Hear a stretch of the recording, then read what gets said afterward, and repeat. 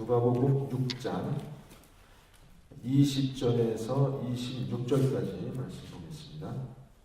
누가복음 6장 20절에서 26절까지 말씀 한 절씩 교독하겠습니다.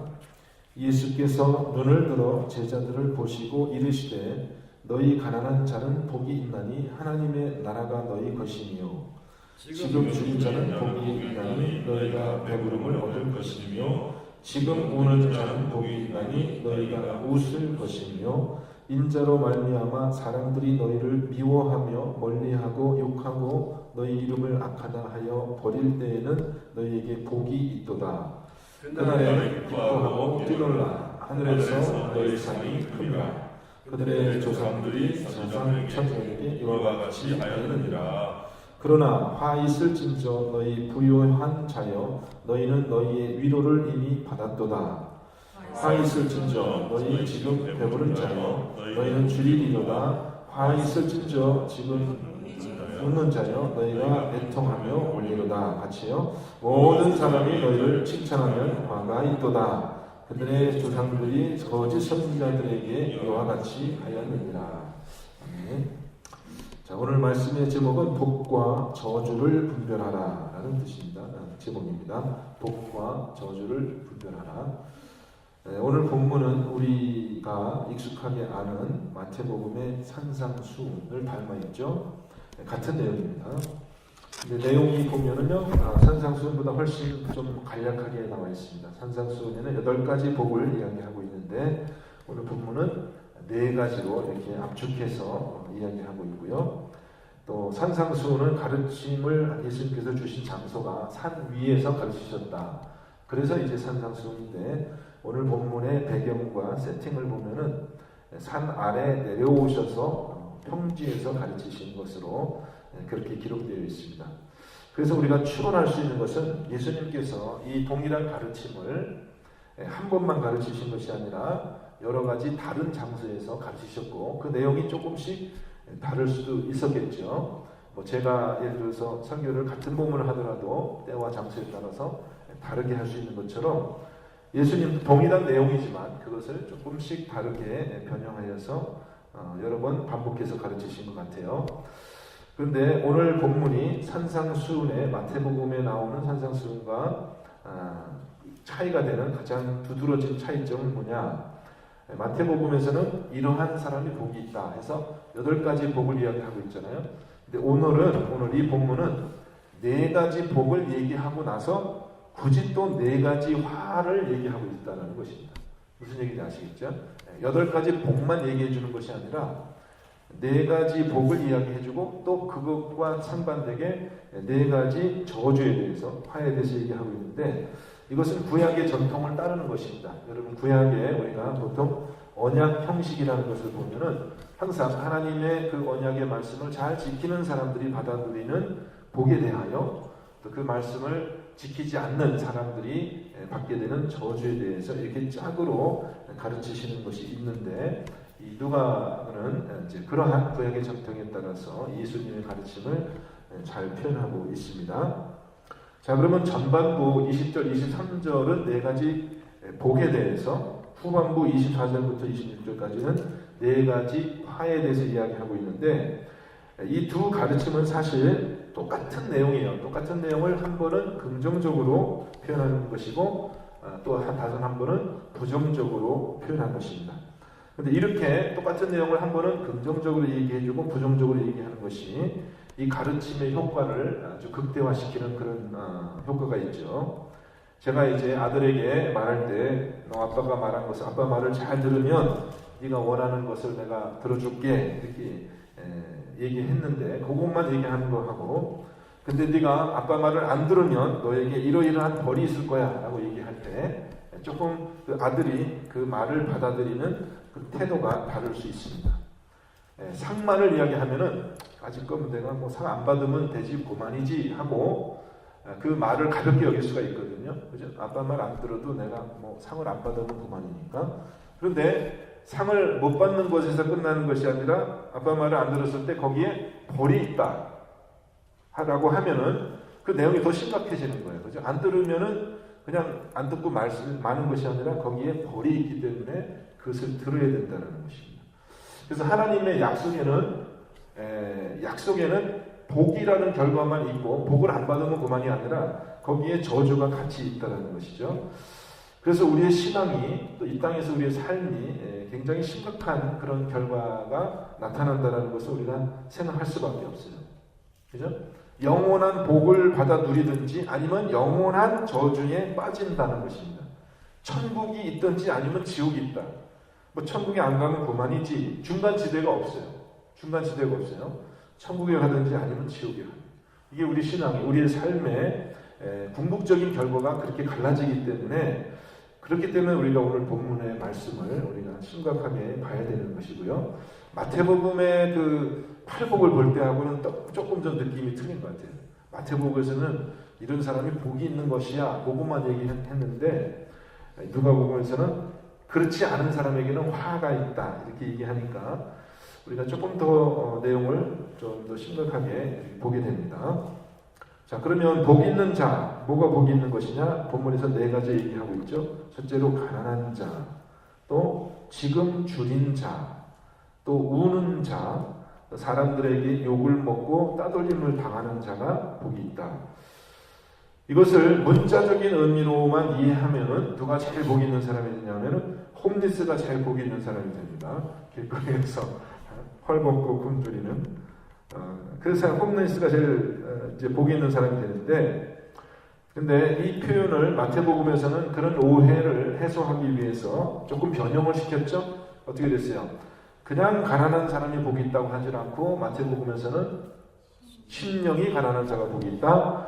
그냥 굶주린 자가 그냥 줄인 자가 복이 있다고 하지 않고 마태복음에서는 뭐에 줄인 자가 의에 줄인 자, 의에 줄이고 목마른 자가 복이 있다 해서 이것이 문자적인 의미로 우리가 배가 고프고 뭐 이렇게 그런 가난하고 그런 것뿐만이 아니라 사실 여기에 영적인 의미가 같이 숨겨져 있는 것을 마태복음은 강조하고 있거든요. 근데 누가복음은 그 영적인 의미를 강조하지 않고 그냥 문자적인 의미를 강조하고 있어요. 그래서 우리가 이제 이 정말 이게 문자적으로 가난한 것을 의미하는 것인지 심령이 가난한 것을 의미하는 것인지 의문을 갖게 되는데, 자, 이런 질문을 한번 해보겠습니다. 물질적으로는 풍요하고 부를 누리면서도 심령이 가난할 수 있을까요? 어떻게 생각하세요? 그 가능한 것입니까? 네. 물질적으로 풍요하고 모든 부를 누리는 사람이 심령이 가난할 수 있어요? 그럴 수 있죠. 그럴 수 있습니다. 그것이 가능한 일이긴 해요. 그런데 일반적으로 예수님이 괜히 그런 가르침을 한 게 아니라 부자가 천국에 들어가는 것이 뭐 낙타가 바늘이 들어가는 것보다 어렵다. 예수님의 일반적인 가르침은 뭐예요? 일반적으로는 물질적인 부를 누리게 되다 보면은요, 심령이 가난하기가 굉장히 어렵다는 거예요. 그것이 우리 인간의 경향성이고 우리의 시험입니다. 그렇지 않겠어요? 그래서 누가복음은 성경은 일반적으로요, 물질과 정신을 굳이 구별하지 않아요. 심령이 가난한 사람, 물질적으로 가난한 사람이 심령이 가난하고요, 물질적으로 부하다 보면은 심령이 가난하지 않을 수 있다는 것입니다. 그러니까 우리가 필요 이상의 물질을 소유하는 것이 어쩌면요, 그거 하나님이 우리에게 주시는 복이 아닐 수 있어요. 어쩌면요. 그것이 어쩌면은 성경이 금하고 있는 탐욕일 수가 있다는 것입니다. 그래서 우리는 구약에서 하나님이 복을 주신다고 했을 때 물질적인 풍요를 얘기하거든요. 구약에서 하나님이 물질적인 복을 주시는 거, 욥기나 이런 것들 보면, 그죠? 물질적인 풍요를 주시는 것이 하나님의 복이라고 구약은 설명하는 것 같은데, 그것은 사실 우리가 구약을 조금 더 우리가 신중하게 읽어보면은 그렇지 않습니다. 구약에서 주시는 하나님의 물질적인 복은요, 필요한 것을 받는 것이고 수고한 대가로 받는 것이 그 복이죠. 그냥 막 공짜로 막 필요 이상의 그런 물질을 받아서 우리가 그것을 쌓아놓고 쓰지도 못하는 그런 것들을 우리가 소유하는 것이 복이라고 그렇게 구약은 가르치지 않습니다. 절대로 그렇지 않아요. 구약에서 하나님이 주시는 물질의 복은 필요한 것을 내가 일한 대가로 받는 그런 유익한 그런 물질의 복으로 제한되어 있고요. 만약에 하나님이 내가 필요한 이상으로 무엇인가를 주셨다면은 그것은 다른 사람을 유익하게 할 그런 목적으로 주시는 것, 그것이 물질적인 복입니다. 여러분 이것을 구분해야 됩니다. 그래서 이 세상에서 우리가 너무 많은 것을 필요 이상으로 소유하게 되면은 그것이 우리에게 시험거리가 된다는 것을 우리가 잘 알아가지고요. 우리 성도들은 항상 이 물질에 대한 태도를 분명하게 할 필요가 있습니다. 분명하게 할 필요가 있습니다. 필요한 물질을 소유해야지 됩니다. 물질을 우리가 소유하고 그 선하게 쓸 수 있는 그런 절제가 있어야죠. 물질에게 소유를 당하면 안 돼요. 네? 그런데 욕심이 되고 탐욕이 되는 것입니다. 그래서 오늘 본문을 우리가 이해하면서 우리는 그 물질의 세계와 정신적인 세계, 영적인 세계가 밀접하게 연관되어 있다. 그것을 좀 깨달게 됩니다. 마찬가지죠. 뭐 우는 자에게 복이 있나니 이것도 마찬가지죠. 우는 자에게 복이 있나니 거꾸로 뒤에 가보면 어떻게 돼요? 너희 배부른 자여 너희가 줄이리 너희 웃는 자여 너희가 애통하며 울리로다 이렇게 경고하고 있기 때문에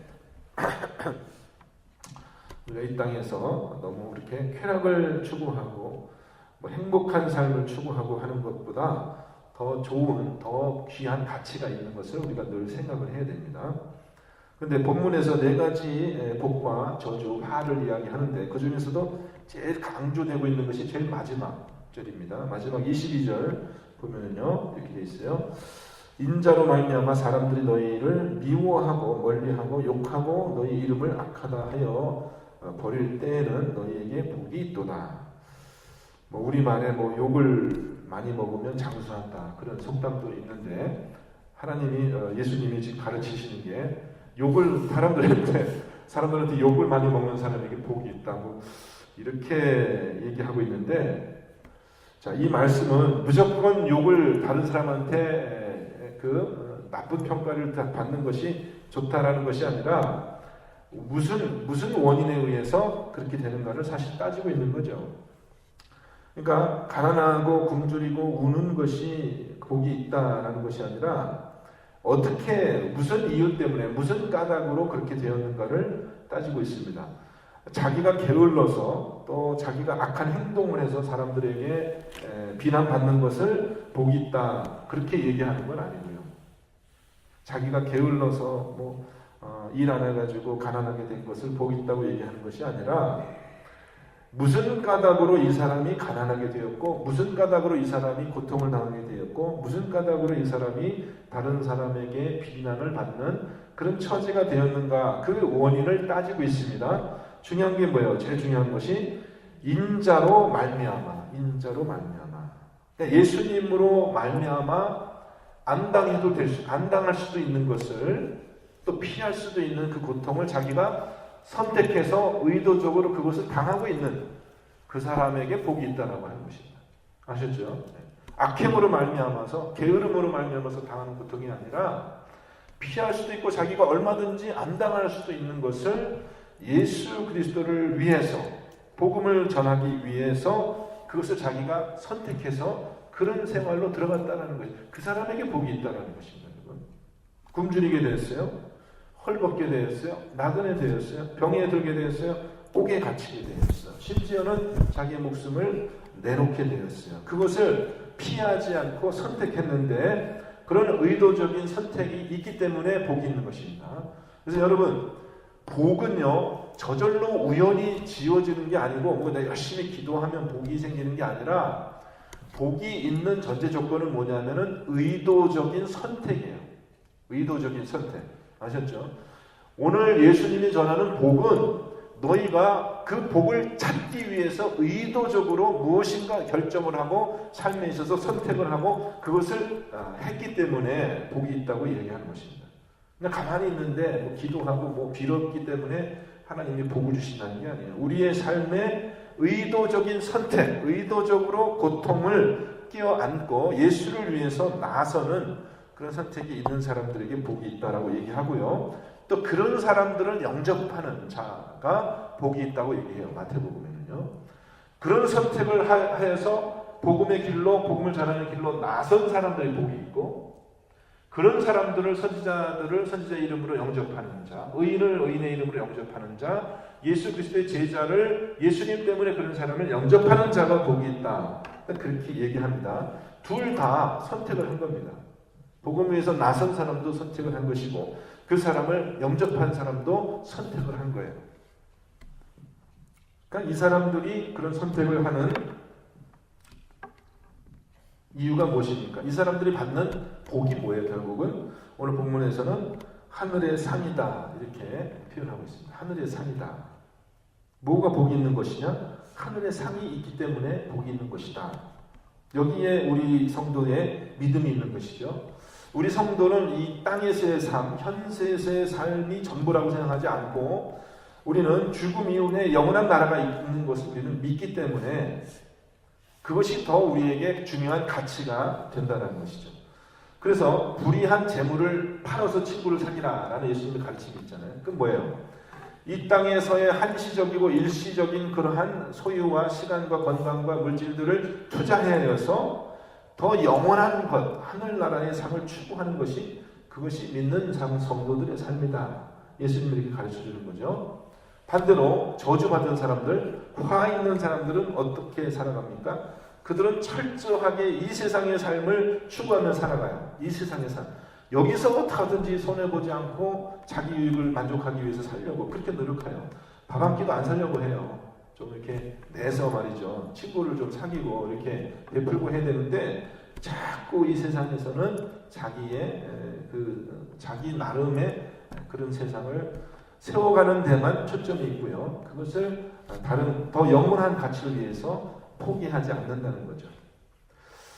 자, 오늘 말씀, 그러니까 누가복음은 참 강조해서 그런 사람들에게 화가 있을 것을 이야기하는데 24절, 25절 말씀 이렇게 되어 있습니다. 그러나 화 있을진저 너희 불효한 자여 너희는 너희의 위로를 이미 받았도다. 화 있을진저 지금 배부른 자여 너희는 주리리로다. 화 있을진저 너희 지금 웃는 자여 너희가 애통하며 울리로다. 자, 누가복음은 이 가르침의 연장선상에서 누가복음의 그 유명한 그 비유가 나오잖아요. 무슨 비유냐면 부자와 거지 나사로의 비유. 여러분 아시죠? 그죠? 그게 정확하게 천국에 가니까 어떻게 돼요? 예, 물론 이제 거기서 거지 나사로는 이제 부자의 상에서 이렇게 떨어지는 것들을 주워 먹던 그리고 그 부자의 집 문 앞에서 가려운 데를 이렇게 긁던 그런 고통 중에 있던 나사로가 실제 천국에 가니까 어떻게 돼요? 아브라함의 품 안에서 참 즐겁고 행복한 그런 삶을 누리고 있고 그 부자로 살던 그 사람은 호의호식하던 그 사람은 어떻게 돼요? 지옥불에서 뜨거운 곳에서 자기 정말 그 뜨거운 갈증을 서늘하게 할 그런 물 한 모금을 구하는 그런 형편에 있게 된다는 것이죠. 이게 얼마나 극적인 반전이에요. 얼마나 극적인 반전이에요. 그 비유는 이 땅에서 거지로 살면은 천국 가고 부자로 살면 지옥 간다. 그런 건 아닌데 무엇인가 우리에게 이렇게 그래픽하게 우리에게 뭔가 보여주는 거예요. 무엇인가 보여주는 거예요. 이 현세 삶과 내세의 삶에 극적인 반전이 있을 수 있다는 것을 우리가 그 그림을 통해서 비유를 통해서 우리가 보게 되는 거죠. 여러분에게 그 인상이 분명하게 있어요. 저와 여러분에게 분명한 그 극적인 반전이 우리에게 있어서 우리가 지금 우리가 어떠한 태도로 살아가야 되는지를 우리가 잘 우리 마음속에 담기를 바라는 거죠. 참 너무 귀한 가르침입니다. 자, 제일 마지막에 이런 말이 있습니다. 참된 선지자와 거짓된 선지자를 구별하는 그런 말이 있는데 사실 여기에 오늘 본문의 제일 큰 강조점이 거기에 있습니다. 26절 말씀 우리 같이 한번 읽어보겠습니다. 26절 모든 사람이 너희를 칭찬하면 화가 있도다. 그들의 조상들이 거짓 선지자들에게 이와 같이 하였느니라. 반대되는 말은 23절에 있죠. 그날에 기뻐하고 뛰노라. 하늘에서 너희 상이 크니라. 이렇게 되어 있습니다. 사람들에게 미움받고 욕을 먹고 버림을 당하는 것이 참된 선지자의 표징이다. 네? 참된 선지자의 표징이다. 사람들한테 욕먹고 하여튼 매맞고 버림당하는 것이 참된 선지자의 표징이고 반대로 거짓 선지자의 표징이 뭐예요? 거짓 선지자의 표징은 모든 사람들에게 칭찬을 듣는 것이다.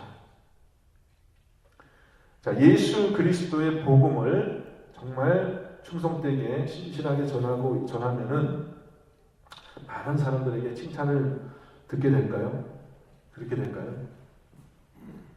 오늘날은 복음 전도자가 여러분이 다 복음 전도자인데, 우리가 사람들에게 이 세상에 가서 하나님 예수 그리스도의 복음을 정말 충성되게 전하면 그것을 영접하는 사람들은 소수고, 사실은 그 말을 듣고 화를 내고 욕을 하고 심지어는 옥에 가두고 우리를 죽이려고 하는 그런 사람들의 반응을 우리가 만나게 된다는 것입니다. 그것이 사람들의 일반적인 반응이에요. 근데 믿지 않는 사람들에게는 그것이 너무나 당연한 일이죠. 그런데 사실은 교회 안에서도, 믿는 자들 안에서도 그런 반응이 있을 수 있어요. 선지자들이 어디서 죽었어요? 이방 민족에게 복음 전하려 된다고 죽었어요? 선지자들이 다 어디서 죽었어요? 성전에서 그 믿는 이스라엘 하나님을 믿는 이스라엘 사람들을 가르치다가 거기서 죽은 거예요. 예수님도 유대인들에게 죽은 거예요. 하나님을 믿는 사람들에게 죽은 거예요. 예수님이 이방 사람들에게 복음을 전하다가 죽었나요? 그렇다는 것입니다. 근데요, 교묘하게 이 하나님의 말씀을 왜곡시켜서 사람들에게 듣기 좋은 그런 말을 전하는 그런 거짓 선지자들은 오히려 그들이 받아들이고, 그들은 오히려 받아들여요. 근데 반대로 칭찬해요. 칭찬하고 사람들을 좋아하고 따라다녀요. 그런 사람들에게. 근데 정말 하나님의 말씀을 작정하고 진심을 담아서 정말 그 말씀을 그대로 전하려고 노력하는 그런 참된 선지자들은 사람들이 인정하지 않고요, 엉뚱한 그런 반응을 보이게 됩니다. 사실 강단에서 말씀을 전하는 우리 설교자들에게 큰 유혹이 있습니다. 아주 얼마나 그 영적인 그 프레셔가, 압력이 얼마나 큰지 몰라요. 왜냐하면 사람들에게 좀 이렇게 듣기 좋은 설교를 해서 이렇게 사람들에게 좀 받아들여지고 인정받는 그런 설교를 하고 싶은 그런 마음이 많이 있거든요. 그런 마음이 있어요. 그리고 사실 하나님의 말씀을 있는 그대로 전했을 때 듣는 사람이 불편할 수도 있거든요. 마음이 별로 은혜롭다라는 반응보다는 이게 이런 말씀을 꼭 우리가 들어야 되는가 싶을 정도로, 사실 성경의 말씀은 굉장히 사람이 듣기에 어려운 그런 말씀들이 많이 있습니다. 그래서 설교자가 이렇게 사람들의 반응에 점점 민감해지고 어떻게든지 사람들에게 은혜를 끼치자 이런 생각을 하다 보면 자기도 모르는 사이에 그 복음이 변질될 수 있는 그런 가능성이 얼마든지 있다는 것입니다. 그래서 전하는 사람도 그렇고 듣는 사람도 그렇고, 우리의 관점이 정말 이것이 우리에게 하나님의 상을 가져다주는 그런 복된 말씀이냐, 아니면 우리가 이 세상에서의 만족을 추구하고 현세 삶에서 우리가 여기 머무르게 하는 그런 말씀이냐를 잘 분별할 수 있는 그러한 영적인 안목이 우리에게 필요하다는 것이죠. 전하는 사람뿐만 아니라 듣는 사람에게도 우리의 삶의 가치관과 삶의 관점이 하늘의 상을 추구하는 그런 우리의 그런 안목으로 변화되어야 되겠다. 오늘 말씀의 가르침을 받습니다.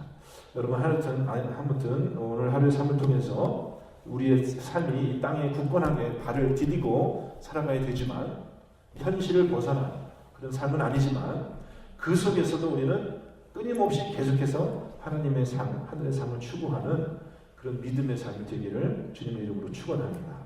그것을 꼭 명심하셔서 하나님의 복을 받아 누리는 귀한 하루 되시기를 주님의 이름으로 축원드립니다. 같이 기도하겠습니다. 하나님, 늘 듣고 듣던 하나님의 귀한 말씀 우리에게 다시 한번 새겨주심을 감사합니다. 하나님, 우리의 삶의 관점이 무엇입니까? 예수 그리스도를 위하여, 복음을 위하여 발벗고 나서서 선택한 그 선택 위에 하나님의 복이 있음을 믿습니다. 또 그 선택을 영접하고 인정하고 받아주는 자에게 하나님의 복이 있음을 믿습니다. 하나님, 우리가 오늘은 서로 영접하는 그런 귀한 날 되게 하여 주시며, 하늘의 상을 추구하고 하늘의 상을 쌓아두는 지혜로운 우리 성도의 삶이 사라질 수 있도록 하나님, 오늘 우리의 하루의 삶 가운데 동행하여 주옵소서. 예수 그리스도 이름으로 감사하며 기도합니다. 아멘.